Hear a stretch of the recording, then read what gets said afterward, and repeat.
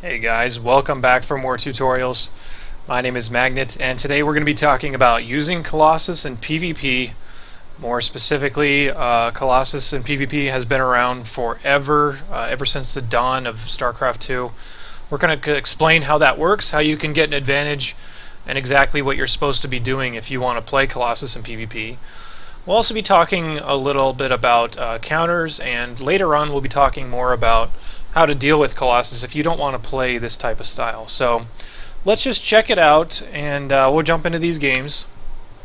And of course, getting to Colossus is something that you're going to do on multiple bases, usually two bases. One base Colossus hasn't been a thing for a really long time, so that's not really the avenue you're going to want to go for.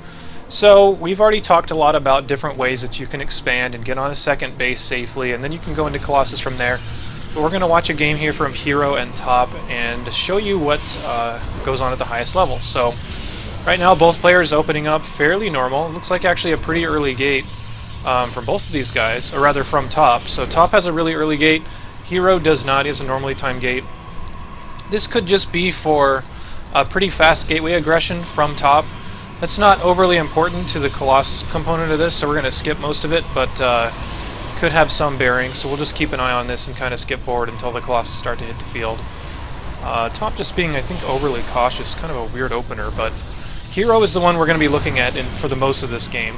Looks like Top is going to be going for either Blink or DTs. DTs make the most sense here, though, so I guess we'll see, but either way. So yeah, we're going to be watching this from the perspective of Hero. Notice he's on double gate right now, which is a super safe opener. Following that up with the Twilight Council. He should be also realizing what's going on here with the Dark Shrine and get a Robo up here pretty soon to detect that. He shouldn't take substantial damage from that, since that's not really what this is about. So gets in there with his Mothership's core, scouts the Dark Shrine. He has Sentry energy as well to block out the DT from coming into his base, so we'll look out for that. You can see that he sees the shimmer from the DT, so he just blocks it out. There's another Sentry there ready to go, so he can buy enough time for his Observer. Maybe even a third force field, actually. Yeah, he does, so he'll buy plenty of time. He'll be totally fine from this. And we've already talked about using Blink in PvP, one of the safest ways to get an expansion, so these guys will just be expanding at a fairly normal rate. Note that the DT opener from Top is giving him a bit of an advantage as far as the economics for this, for the time being anyway. Now, once the expansion goes down, that's pretty much when the Immortal production is going to start. And Immortals are a good way to get started in Colossus. Everyone who's anyone in this matchup will make Immortals on 2 base right as soon as their second base is coming up. So this is really normal stuff to see here. Immortals will be part of the Colossus equation because they'll be filling in with the Colossus to kind of help take some damage. They can take a lot of damage, especially from things like Archons and Stalkers and even other Immortals. So they're a really good mix-in unit to have. And most players that play Colossus will actually start off with maybe 2 or 3 Immortals before actually starting their Colossus production. So there's a second Immortal right now from Hero. Top will not be going Colossus in this game, so this will be kind of Colossus versus Immortal Archon type of build. So we'll be talking a little bit about that. And of course, to realize what's going on as far as your opponent, you will want to get these sentries out early so you can scout them. We've already talked a little bit about that. Oddly, Top's Mothership Core is still over here, so finally dies. So notice that Hero's adding on even a third Immortal, and you can even go up to 4 and 5. That's pretty aggressive for this, but Forge coming down right now. This is really common PvP stuff, just to grab your Forge whenever you feel comfortable on your second base to start getting those upgrades. After this, once you take your second, or rather your third and fourth gases at your natural expansion, is when you're going to want to start thinking about getting your Colossus Bay down. See that Hero is now on 4 Immortals right now, and he's even adding in a Dark Shrine. So this is a pretty late Colossus transition. It doesn't need to happen right away. As long as it, happens at a point where you're comfortable, then you can, you'll be totally fine. I should also mention, we talked about this a little bit in the compositions video, and that is that if you wanted to get just a couple of Colossus along with your Immortal Archon, that's also really, really good. If it's Immortal Archon versus Immortal Archon, 2 or 3 Colossus totally change the battle because they burn down Zealots so fast. Gives you a big advantage in the Zealot battle, and therefore usually breaks down that you have advantage later in the fight. So this is going to be a really front-loaded, Immortal-heavy type of composition. Also getting a Warp Prism and a Dark Shrine just to do a little bit of harassment, but the important thing is that his Colossus Bay is starting now.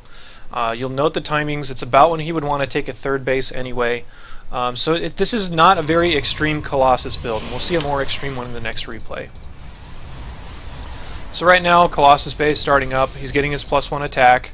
Usually you only want to focus on attack upgrades, especially with Colossus, because that's going to determine how fast you blow through the middle support units, such as Zealots, Stalkers, Archons, whatever is going to be in the middle there. But now that you've got the Colossus started, you definitely want to dump basically all of your Chrono Boost into this. And then your support for this is going to be most notably very few Stalkers. Maybe these 6 were originally just to support the Blink and just to kind of have a defensive tool.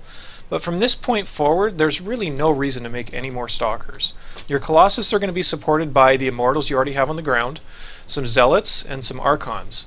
Anything else is pretty wasteful unless your opponent starts to make things like Tempest to try and counter your Colossus. Now, if you get to the point where they're starting to counter with Tempest and whatnot, then you're into late game PvP, and we'll talk about that another time. So we're just focusing on kind of the mid-game area, maybe the start of the late game with Colossus builds. Hero kind of missing some time on here. You definitely do want to get range on your Colossus. I think he was just spending time trying to micro the DT and stuff. Taking a third base is both players, so this is fairly passive. And with these Colossus builds, you typically want to center your attack timings either around when your upgrades finish, or when you have sort of a medium amount of Colossus, anywhere from 2 to like 5. Even 5 is pretty extreme. I would seek up to maybe go on an attack with maybe 4, but it depends on how the game's been going to that point, and it depends on if you're ahead or if it's an even game or whatever. If you're ahead, you typically don't want to wait for 5. You want to go a lot faster than that, but the reason you want to get out there is because if you get into a bad fight, you can't always recall with your Mothership Core, and you can also conversely even just walk away a lot of the time. A lot of people that really know what they're doing won't be making that many Stalkers, so it's not like they can blink down or blink and chase you down. Zealot charge will obviously be an issue, and by the way, you will want to get that before ever launching any Colossus-based attacks, because slow Zealots are worthless. So as long as you can line up any upgrades, any Colossus counts between, I'd say 2 and 5 is about where it stays, but if you can hit earlier, the better. As long as you have charge and decent upgrades, then that's usually when you're going to want to center your attacks. Colossus are much more of kind of a defensive unit, and you typically would want to get aggressive only when you feel like you really have a good time. And those timings, again, if you can attack right when +2 finishes and right when charge finishes, that minimizes the likelihood that your opponent is going to have similar tools or as good of upgrades or something like that. So right now, he's just going to be using his Colossus to defend against this. Notice he only has a couple. He definitely doesn't want to lose this, and he shouldn't have too much trouble, but from this point, it's really just about getting the rest of this locked down. Time Warp is a big part of Colossus battles as well, because with the Time Warp, the Colossus, with their range, can stay away from anything that would try to fight them or get up in their face. So always bring your Mothership Core with you, no matter, even if you're out on the map attacking, because Time Warp is so important. You could even minimize it down to just having to cast the 2 spells, and that is Guardian Shield and Time Warp, because it just means so much in these fights. So Top is going to get this Nexus, but he is going to pay for a lot of units with it. So if this is you and you're getting your third base canceled and whatnot, but you're able to pick off some units, that can signal the time that you should be ready to go. So if we look at Hero's upgrades, he's got +2 about halfway done. If he Chrono Boosts that, he could have that done about by the time he walks across the map. I think he's got 3 Colossus out right now. There should be a third one walking down. Yeah, there he is. And Charge is about to finish. So this is when you're going to want to think about attacking. And these type of attack timings are always available. Just center it around when you're able to get all this stuff done and when you have a medium amount of Colossus. Even if you lose your base, you need to be aggressive and on the map with these Colossus and have them pay for themselves before the transition into Tempests and maybe Void Rays and weird stuff like that begins. Notice the filler between these guys, or with these Colossus. These are only the original Stalkers from the beginning of the game. He hasn't added on any more. The rest of this is just Immortals that he started before his Colossus, some Zealots, and he's starting to add in a few Archons. We can see him slowly catching up to the army now. So now we're going to kind of skip forward up to the point where these guys start to fight. And again, this is no Colossus versus you having Colossus. The Immortal counts are just a little bit behind for Hero, but the fact that he's even close to equal on those is going to give him a huge advantage here. 4th Colossus walking up. By the way, let's take a look at the timings. His +2 is done, and that's going to signal him being ready to go. So he's just going to set up here and get ready. You always definitely do want to have forward reinforcement points because your next subsequent waves of zealots are going to be really important as far as keeping your Colossus protected. The way these battles are going to shake out, let me get a cool camera angle here, is that your filler units are all going to die, and so are all of his filler units. And you're going to be left with either Colossus versus Colossus or Colossus versus Immortals. And if you were able to reinforce with Zealots, he's probably going to be doing the exact same thing.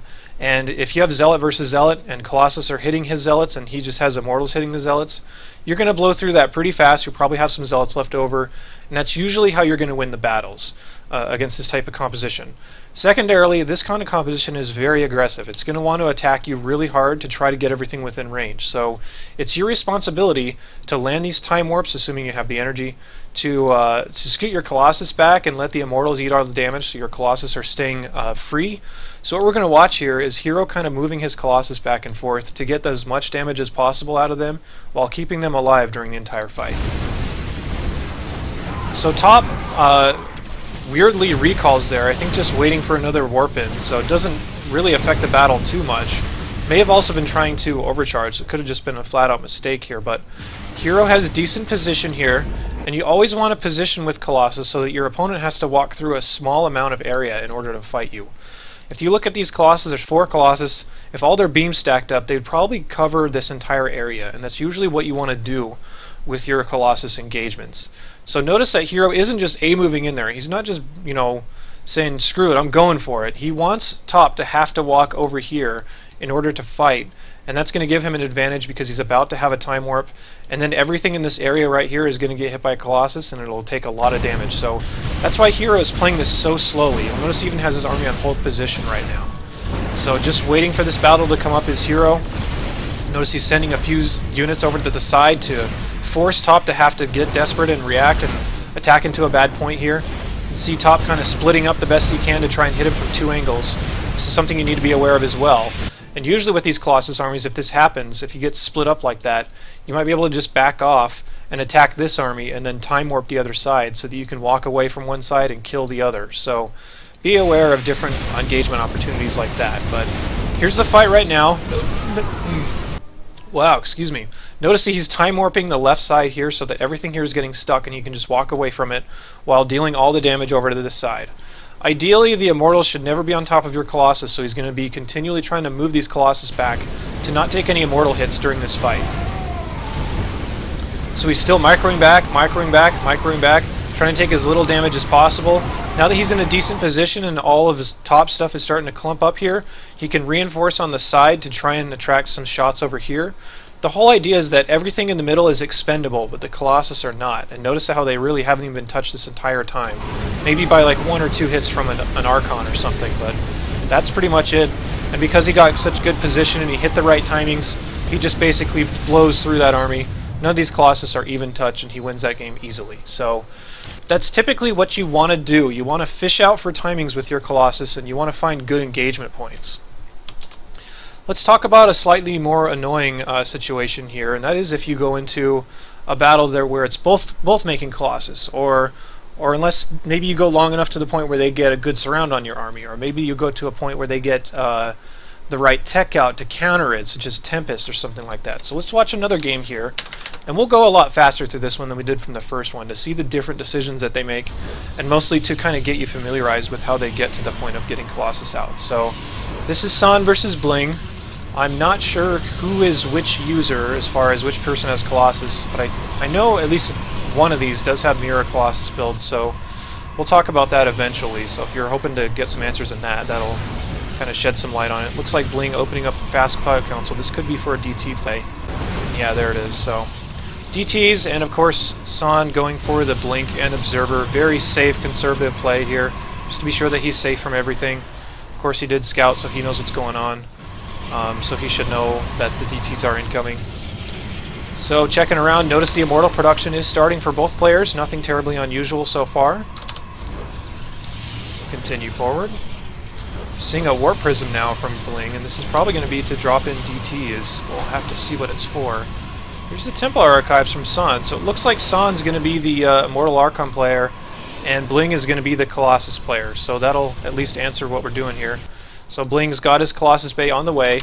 Notice that this is a lot different from Hero's build because he only has maybe one Immortal. Did he actually even produce a second one? No, he has two more. Okay. This was just to showcase Immortal drops, and I guess that's why I chose this one, because Immortal drops can be a good buffer for this. So the idea with the Immortal drops is you can drop these in, you can pick off units like Stalkers, maybe some probes here and there, do a little bit of damage. Mostly this is just to bother them enough so that you're safe to get your Colossus transition up without them attacking you when you're really soft. When you have only like one Colossus and maybe no Archon support, no charge, nothing like that, you're actually really weak to a lot of attacks. So this type of Immortal drop play is really smart to try and just buy time. And of course you'd want to be careful with this and only use it against somebody that isn't going for something like Stargate or even really aggressive Blink play. Actually, both players doing Immortal drops right now. Just going to get the feedback on the Mothership Core. Pretty cute play here from San. I'm not sure if he's actually going to go into the Colossus play eventually, because he's showing, I mean, he has the Archon tech right now as well as the Immortals out, whereas Bling is starting as Colossus, so we're going to have to see where this game goes. Just go ahead and fast forward for quite a while here. San, go ahead and take a third base. Pretty aggressive third, actually. Bling, despite being behind, note that there's also something else that's really cool that Bling is doing, is that he doesn't really know what's going on yet with San. If you look at his vision, he doesn't know that the third is coming up. He's trying to spot it over here, but he can't see anything. So back at home, he's just walling off a little bit with these extra gateways. And where's his pylon to power this? Oh, it's right here behind the Colossus. So what he's doing here is that if you're ever expecting a big charge, Archon, Immortal type of attack, maybe on two bases, you can set up walls like this with your Colossus. You can kind of hide behind them and funnel them all to one location and get good Colossus splash right here. So that's kind of another idea that you should be thinking about if you want to do these Colossus builds, because you will be vulnerable to some timings, that are really early and designed to hit you with only a couple of Colossus. So two Colossus out right now, still getting another one. +2 and charge is coming down. And note that the +2 charge timing is the one that Hero used last game. So you're definitely going to want to at least explore that option when you get +2 in charge. Notice he has 3 Colossus, there's a 4th one on the way, but the most worrying factor right now is that San has a Stargate coming up. So this is just proof to show that if you wait too long against somebody that's on Immortal Archon, and they get out 3 or 4 Tempests, then all of a sudden they can just one-shot your Tempest and you're going to be in a lot of trouble. So you should really be looking at getting out on the map at around this timing, because when the other Protoss tries to take his third base, it's usually when you're going to start see Tempest starting to surface a little bit. Of course, there's the obvious thing if they're going for something like 2-base Tempest and just doing it right off the bat without any other considerations, then you should probably just skip the Colossus play altogether and just go kill them with a lot of Blink Stalkers, maybe some Charge Zealots, stuff like that. You need to definitely react. You can't just blindly run in there against things like Void Rays, Tempest, stuff like that. So if that's what your opponent is doing, then you really should figure that out. But there's a reason that this play is the most stable, and that is because Tempest and Void Ray builds on 2 bases die to a lot of random stuff. So coming up here, you'll notice a really great shot, the Time Warp on top of this, another really good sets of shots. Notice that all of his Zealots are basically dead, and Bling hasn't taken any damage on his army so far. So the Time Warp is very, very important as far as holding stuff like that off. And notice that he did land the feedback on there, so he could get a decent advantage. Bling's on a clock here, though, because once the Stargate finishes up, that's when the Fleet Beacon's going to come down. That's when he's going to start getting into a lot of trouble now. So he's starting +3. He's not going to be able to really hit this timing very well, but he still should explore out there and maybe try to get an advantage. There's the Fleet Beacon, so this is the clock. If he doesn't do something now, he's going to be in a lot of trouble. And notice that San is trying to buy as much time as possible with base trading, killing stuff over here. And note, this is the second game in a row where the Colossus user has lost their third base, so losing your third base to a composition like this is not really the end of the world as long as you control well in the subsequent battle. So here come the Tempests now. He really can't afford to wait any longer, and you can see the clock on this game. He realizes this is an issue and he has to go. So this is the point in the game where you can't mess around. You can't just wait for max and then hope you can win. So he's going to fight here in the middle of the map, and he really needs his Colossus to get good shots on here. Note that he does have another good Time Warp, and note that San is trying to just buy time for as long as possible by running his army away, but he can only afford to do this for so long. And Bling is going to chase him all the way back here. San just recalls. And now all of a sudden, look at the supply differentials. Bling's up by 30 supply, despite losing his third base and having to deal with all sorts of annoying shenanigans throughout the game. The other thing is that You can drop in warp prisms and harass during all this. This is kind of sectioned off for another video, but at least he does know that the Tempest production is underway because of this harassment. So he knows that his timings are only going to get weaker and weaker as the game goes on. So he's got to go now. So he's attacking forward here. Son realizes he's probably not going to hold the space. He's just going to give it up for the time being. And all Son needs to do here is just wait for the Tempest to come out. And if those Tempests come out in high enough numbers, then he can knock it down. But the good thing about that harassment is he put a halt to that Tempest production with his Zealot Warp in. So he now knows, you can see from the shots from the Tempest, there's really only one. And if there's only one Tempest, it's going to take way too long to kill 5 Colossus. The upgrades are pretty good. I mean, they're equal for both sides, +3. And the Colossus really should reign supreme in this type of scenario. So getting a Time Warp on here and attacking with his Colossus and making sure that they don't die is really just all he needs to do from here. So notice how long it's taking the Tempest to do everything. And by the Tempest even start to kill even one Colossus, you'll notice he just blows through that army. So pretty much the same type of battle as last game, except for more on open terrain.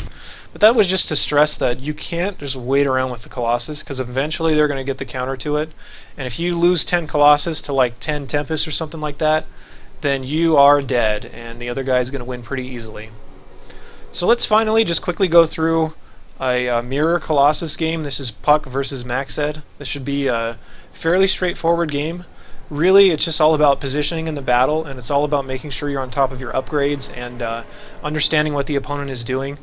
And really, whoever wins the games that come down to things like this is whoever gets the better engagement. So we're going to see a little bit of this. This is actually a really long game, so I might just fast forward really long in order to get to the part that we want to see. So Puck, obviously, the blue Protoss, and the red Protoss is Maxed, Chinese Protoss. So we will watch these guys duke it out here and kind of explain what's going on as time goes on. Like I said, this is a 30-minute game, but we will go as fast as we can just to get to the point that really matters here. This has already been a fairly long video, but this is very standard in PvP, and it's important to know all these different interactions. So, looks like we've got a proxy Dark Shrine versus Stargate, so should be able to sniff this out here eventually, but again, we won't really pay too much attention until we get to the point in the game where it really matters. PT is still doing some damage, recalling his Oracle. Looks like he lost a handful of workers, but also did quite a bit of damage with his own Oracle, so pretty even game so far. Just wait to the point where these guys start to drop their robos and get into that phase of the game. Looks like we got him coming down now, at least for Puck. On the other side, looks like Maxed's already had his down for a while, so he's getting his robotics bay right away. Let's check the immortal counts. No immortals for either player, and especially not for Maxed, so he's going straight for it. Something you can do, but like I said, it's a little more risky because you don't have that immortal buffer. If they were to do something like a charge and Blinkstalker timing against just one Colossus, that's pretty strong, and you might have a hard time with that. So I would really prefer going with the immortal buffer to start this out. Notice that Puck is adding on some immortals even while his Colossus' bay is researching something. And I mostly wanted to note that if it is Colossus versus Colossus, going double Robo Colossus is perfectly fine. That's a great way to spend your money if you're trying to get ahead in the Colossus count. So if Maxed just sits on one Robo making Colossus at a time, and this is even on 2 bases by the way, because the rest of your money is really going to be spent on Zealots, upgrades, and maybe if you can afford it, you can eventually get Templar Archives, but spending money on these Colossus is by far the most important. It's pretty common to see double Robo Colossus if both players are doing the same thing. We'll have to see if Maxed catches onto this and does go for his second Robo. And in Colossus versus Colossus like this, you can do one of two things. You can really try to outnumber them with a Colossus. You can hope you can get an upgrade advantage, which usually you won't be able to. Or you can start to mix in Stargate units. And by that I mean like adding in 4 or 5 Tempests. If you have 5 Colossus and 5 Tempests, that's really a lot better than something like, 8 Colossus and nothing to answer the Tempest. Then you can just snipe all the other opponent's Colossus, and then you'll have a Colossus advantage that way. So Colossus versus Colossus is really all about the superior number between the two of them, and it's about superior positioning. So this is a long game, like I said. Let's try to fast forward a little bit until we start to see the two fighting a bit. And still trying to get double Robo Colossus production going here. Notice he's missing just a little bit of time. It's a little bit of a mistake here from Puck. He's starting to move out just a tad. And the Colossus count is actually fairly even right now. If you're on double Robo and the other person's only on 1, your advantages won't start to show until you have about 7 or 8 Colossus, which definitely is a thing in this type of mirror. So both these players trying to just get established. Puck is actually just backing off, realizing he doesn't have enough of an advantage to keep going with this. Note that the filler is still just Zealot Archon, and whatever Immortals you might have had if you produced them earlier. No real reason to produce anything else, considering they're not as efficient as Zealot Archon. Blowing down, that was the deadest DT ever, so... Now notice that Maxed has realized that this is an issue, and he is on his own double Robo Colossus right now, so both of them are pretty much doing the same thing. Something cool, though, that we haven't talked about is that if you're in Colossus versus Colossus, adding on these Immortals can be really, really strong. It's a good idea to add these in sometimes. It really just depends on the engagement that you get, but these Immortals will eat a ton of damage, and if they ever get on top of your opponent's Colossus, whether you mix in like a Warp Prism or something to drop it on top of them, which you actually can see, Maxed is producing a Warp Prism now, but that's more for harass. But if Puck were to produce a Warp Prism, maybe 2, and actually load his Immortals in there and drop the Immortals on top of the Colossus, then the Colossus counts would be fairly unequal, but he could eliminate Colossus so fast on the other side that it really wouldn't even matter that much. So he's going for the route of trying to mix in more Immortals in the late game, as opposed to his opponent just going for only Colossus. And notice there's actually 2 Warp Prisms, so Maxed looks like he has a similar idea to at least load something in there. It could be Archons to try and eat up some damage, it could be some Zealots or something. There's a lot of different things you could try to do. And you'll have to note that in these types of battles, which we will wait until the battle actually comes down, the Colossus counts are going to be so high that whatever's in the middle is going to die ridiculously fast. So that may be his idea. If there's like 16 Zealots here, how many Zealots does Maxed have? Only 9. So if he were to load all of his Zealots into Warp Prisms and drop them behind the Colossus of Puck, then that would be a huge advantage, because all of Puck's Zealots are going to die pretty much pointlessly. They won't do anything against that many Colossus. And if he drops his Zealots on the other side, at least that can confuse the Colossus AI to make them attack back here rather than attack at the rest of Maxed's army. There's a lot of cool stuff that you can do to break up the battles between these two. So we'll have to see exactly what these guys want to do, and we'll have to see how this plays out. Notice that Puck even realizes that these units are not going to be useful, so he's just actually dumping them in hopes that they can get some harassment done. They will basically do nothing, because these are all going to catch him and kill him, but that's okay, as long as he can resupply in something that's going to be better, like Archons, or even more Immortals. That would be totally fine. Well, notice, at least keep an eye on the unit counts here. 9 Colossus for Maxed, 7 for Puck, but he does have a substantial Immortal lead by 4. Here's the fight coming down. I'm sorry I'm missing it. And look at the positioning here. The positioning here is that Puck has a huge spread on his army, has all this surface area, and Maxed's stuck in this one little choke. So all the Colossus from Puck, if he were to micro them properly, could hit everything right here, whereas the Colossus from Maxed could probably only hit like a few Archons. And the positioning here is enormous. I'm sorry I missed the beginning of that battle, but this is what's become of it, and that's the most important section of it. So Maxed's going to lose a lot for making a mistake like that, but at the same time, if he walks far enough away, now Puck has to walk down these ramps in order to fight him. So it can be weird with the positioning battle between the two, but the moral is really just to never walk in a choke like this against these type of Colossus numbers, because you'll get fried and killed instantly. So Puck continuing to warp in. Notice he's resupplying an Archon, since the Zealots really won't do that much at this stage of the game. And right now Puck has the high ground position. He has a good defensive position. He just needs to wait for Maxed to make a mistake. And Maxed's trying to do the same thing. He's trying to bait Puck into this. Now look at this. All the stuff is kind of clustered on this ramp a little bit. The Colossus from Puck can all land shots on it. These battles can really sway heavily really fast. You can come down to a battle and it'll all of a sudden be 6 Colossus versus 0, and it'll be crazy how fast these battles unfold. So it's really all about positioning. Puck's positioning is okay. A lot of his stuff is kind of clumped up back here. That can be a little bit of an issue, but I think he does have overall better position. We'll have to see how this does come down. Maxed realizes he has crappy position, so he just walks away. At the same time, as soon as he turns around, he can kill everything on this ramp. He can kill basically everything on this ramp. So Puck is kind of being baited back into the same fight that he should have avoided. So even pushing forward aggressively is Puck right now. We'll have to see. Okay, this is also a really cool thing, is that Maxed was able to reinforce from the side with Zealots. So notice that all these shots from the Colossus are kind of coming down on these Zealots. All of Puck's Immortals are being killed basically for free, and then it'll break down to Colossus versus Colossus, whereas Maxed has gotten all these shots on these Zealots. The Zealots may be able to do a little bit of damage on the Colossus. So right now it looks like Maxed has a little bit of an advantage. So it should kind of show how fast these battles can unfold if you get into a situation like this. And yeah, this is kind of spiraling out of control pretty fast for Puck, considering he got flanked like that. He got into a bad position on the ramp there. Same time, he still has Zealot weapons, and look at that. There were 4 Zealots right there. They died in one hit. Zealots are pretty useless if they're coming right at the Colossus, but it was a good call of Maxhead to try and pick off the Immortals from Puck. At the same time, by the way, Maxhead is warping in a whole bunch of stuff back here in Puck's space and dealing a lot of damage, so you have to look for other avenues to break up the PvP or Colossus versus Colossus type of stalemate. So at this point, this game goes on for a little bit longer. I think we've basically covered everything that we need to cover. This battle honestly ended a little bit equally. I'd say Maxhead did get a better trade out of that. But this video has gone on for quite a while. We're just going to go ahead and call it good here.